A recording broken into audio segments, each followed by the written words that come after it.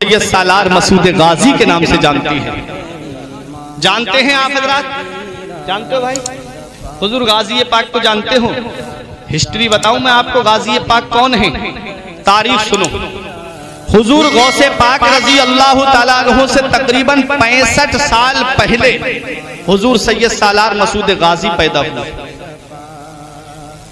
पहले पैदा हुए हुजूर ख्वाजा गरीब नवाज से तकरीबन 132 साल पहले पैदा हुए और आपकी शहादत 18 साल कुछ महीने में हो गई, यानी 19 साल के करीब थे हुजूर सैयद सालार मसूद गाजी।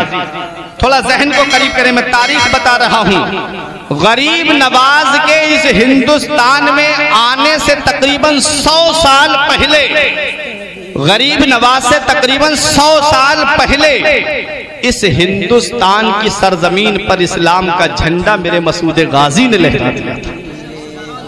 अब तो बोलो मचल के सुभान अल्लाह, सुभान अल्लाह। मैंने पूरी तारीख बता दी ताकि आपके जहन में ये हो सकता है कि भाई पता नहीं इन्होंने रजमन बिल गैब बात ना बोल दी हो, अंदाजे से ना बोल दी हो, तखमीने से ना बोल दी हो। सुनो, 132 साल पहले पैदा हुए गरीब नवाज से, गौसे आजम से 65 साल पहले पैदा हुए।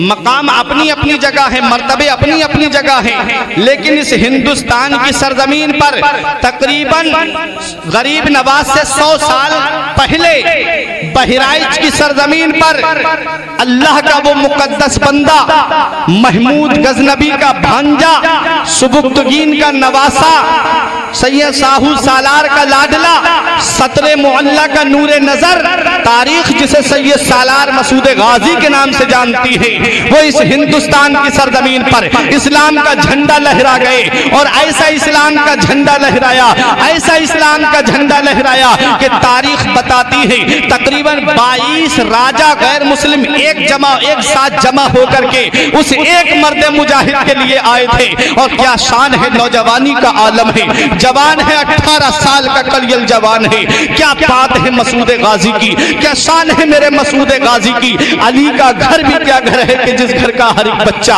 अली का घर भी क्या घर है कि जिस घर का हर एक बच्चा जिसे देखो वही शेरे खुदा मालूम होता है। मेरे मसूद गाजी का सिलसिला नसब जो मिलता है वो मौला अली शेरे खुदा के बेटे मोहम्मद बिन हनफिया से जाकर के मिलता है। अली शेरे खुदा के लाडले हैं, अली शेरे खुदा के शहजादे हैं, खून भी जिस्म के अंदर अली शेरे खुदा का दौड़ रहा है। बहराइच की सरजमीन पे खड़े हैं राजा रामदेव भी है, राजा सेहर देव भी है, राजा रामचरण भी है, बड़े राजा सुहेल देव भी है, बड़े बड़े राजा सब एक साथ जमा हो गए। धोखे से शहीद किया मेरे मसूद गाजी को। तारीख बताती है, इस्लामी हिस्ट्री हमें ये दर्श देती है, बहादुरी का ये आलम था। जिस तरफ तलवार घुमाते थे मैदान का मैदान साफ कर देते थे।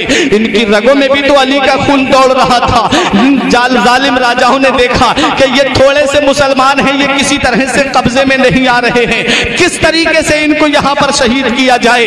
जमीन के अंदर कीले गाड़ दी गई। एक मैदान में जमीन में रेत की जमीन, रेतीली जमीन थी, कीले गाड़ी गई, उसके ऊपर से रेत को डाल दिया गया और मुसलमानों से जंग हो रही है। ये जालिम पीछे हटते जा रहे हैं, मुसलमान इनका मंसूबा नहीं समझ पा रहे थे।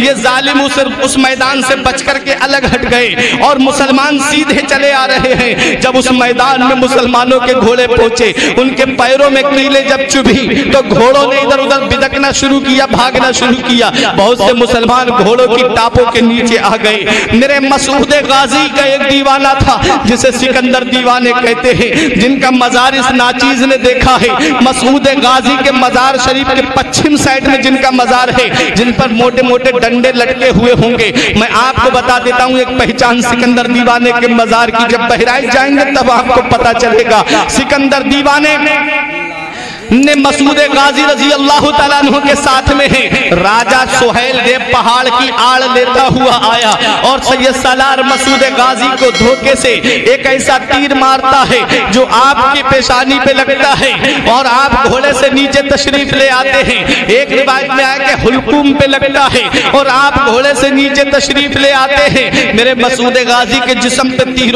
तीर बहुत ज्यादा तीर लगे हुए हैं। आपके दीवाने सिकंदर दीवाने ने अपने हाथों पे ले लिया मेरे मसूद गाजी को। आंखों से आंसू निकल रहे हैं सिकंदर दीवाने के। कहा कि हुजूर, आपने हिंदुस्तान में इस्लाम का झंडा लहराया, आपने हिंदुस्तान में इस्लाम का परचम लहराया, आपने हिंदुस्तान में इस्लाम का परचम बुलंद किया है। आपके बाद अब इस्लाम का परचम कौन बुलंद करेगा? आपके बाद अब इस्लाम का झंडा कौन लहराएगा? आपके बाद में इस परचम इस्लाम को कौन बुलंद करेगा? मसूद गाजी ने आंखें खोली, देखा कि सिकंदर दीवाना रो रहा है। आपने फरमाया, मत रो मेरे दीवाने, मत रो। इन्ना दीना इंदल्लाहिल इस्लाम, बेशक अल्लाह का पसंदीदा दीन सिर्फ इस्लाम है। बड़ी कोशिशें की गई है इस इस्लाम को मिटाने के लिए। अबू जहल ने सोचा था इस्लाम मिटा दूंगा, मगर मिटा ना पाया। अबू लहब ने सोचा